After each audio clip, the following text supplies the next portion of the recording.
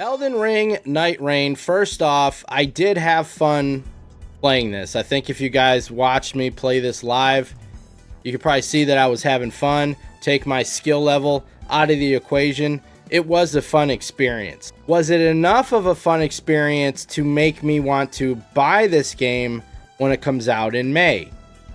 Not yet. My issues with this was, obviously you guys know I'm not very good at these style games. As my journey through Elden Ring, the original Elden Ring, and talking about that is painted a pretty decent picture of that, I think. But I'm having a lot of fun in the original Elden Ring, and I'm looking forward to trying to beat that final boss as soon as I get a new PS5. I was hoping that this would kind of scratch that itch for Elden Ring in the meantime playing this, and I played it one night. We played it for the full 3 hours that it was open on stream. I think it was the second test, so it wasn't the one that had all the server errors. We only had a server issue for like 10 minutes, and then I was able to get in. But once we were in, there was no issues. We got in a lot of games. We got in games quickly. My issues with this is I didn't know what the hell I was supposed to be doing. And now I understand this is just a test for them to test the strength of their internet, whatever connections. They call it the net test, the stress on the servers, all that stuff. So the point of this was for them to test out what they got set up for the multiplayer experience ahead of launch, so they can fix things and refine things. And so they allowed us to play this game for free to test it, which was really cool. So I'll never complain about being able to play a game for free. But I think they could have done a little more to explain what the hell we're supposed to be doing. Now, I know like a lot of FromSoft games, you kind of get thrown into it, and it's like, all right, go, figure out what the hell you're supposed to do, where you're supposed to go. But I think this one is a little different, because this one you're playing with two other people. To help with that experience, especially somebody's first time playing, does that help the experience of the game if one person in there doesn't know what the hell they're supposed to be doing or what the point of the game even is? So I think that was like a problem. I wish they would have had a tutorial, just a brief little tutorial for the first time you get into this game, so you know what the objectives are, you know when, like what happens when the ring closes and all that stuff. And also I wish they would have had a single player training mode so you could just practice and figure out what to do before you jumped in there with strangers and screwed up their game, because that's pretty much what I did. Especially the game, if you saw the game where we made it to the final boss of the thing and I didn't know what the hell I was doing, the two guys that I was playing with were really good. And the problem was I didn't know what I was supposed to be doing, and I'm sure I was the reason why we didn't finish that. It was a challenge not knowing what to do. I jump into the game and we're just kind of thrown there. It says day one.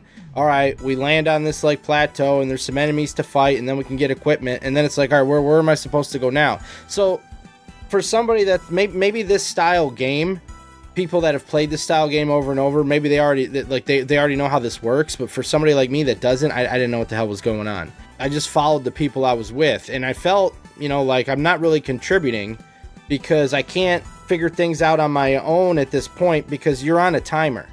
So you don't even have time to explore and find out where things were. I'm in such a rush. They're running all over the place. The thing is closing where you're going to get killed if you're outside of the circle. So like I'm trying to read these weapons. What do they do? I'm looking at my inventory. I don't have time for all this stuff. It's a constant hurry, hurry, hurry. And that sucks when you don't know what the hell you're supposed to be doing or where you're even supposed to be going. I would have loved to explore that world. I think it was like 2 hours in before I even found that there was a church where you could upgrade your flask, because like you're in such a hurry to just beat enemies and level up before you get to the boss that you don't even think about exploring and looking for things. Again, I'm talking as a novice at this. The other problem for me was you couldn't play with people you knew. Like, you couldn't set up a private room. They disabled the passwords. You're in this with randoms, and you're going to get a variety of, you're going to get people like me that don't know what the hell they're doing, mixed with people that know exactly what they're doing. And that's not really fair, I think, to either of those people. The other thing is there was zero communication. Zero. There was no voice chat. So how the hell are you supposed to discuss your plan with your teammates?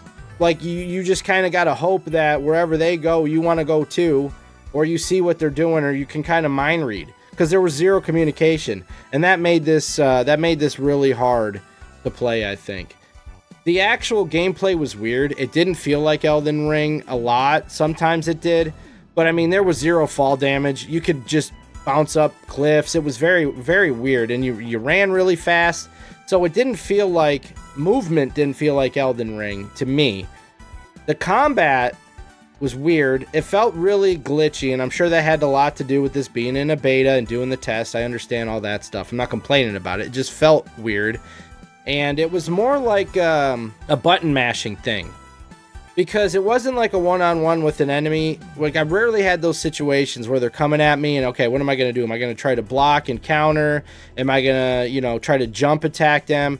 Like, you couldn't really do that stuff, especially with 2 other people there. If there was only a couple enemies, everybody's just hacking and slashing, and the enemies are focusing on whoever. It was pretty chaotic, and I'm sure that's supposed to be that way, but it just didn't feel like the experience that I had with Elden Ring. The other thing was, it was the same thing over and over and over again, and I understand that that was the test. That they're not going to give you the full game. I'm sure there's going to be a lot more maps, a lot more enemies, experiences, content, stuff like that. But it was kind of all right. After a while, it was like you kind of got it. What that all summed up to for me was, I had a good experience.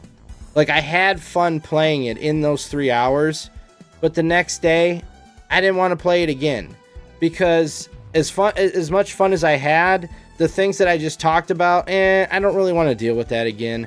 I don't want to play the same map again over and over.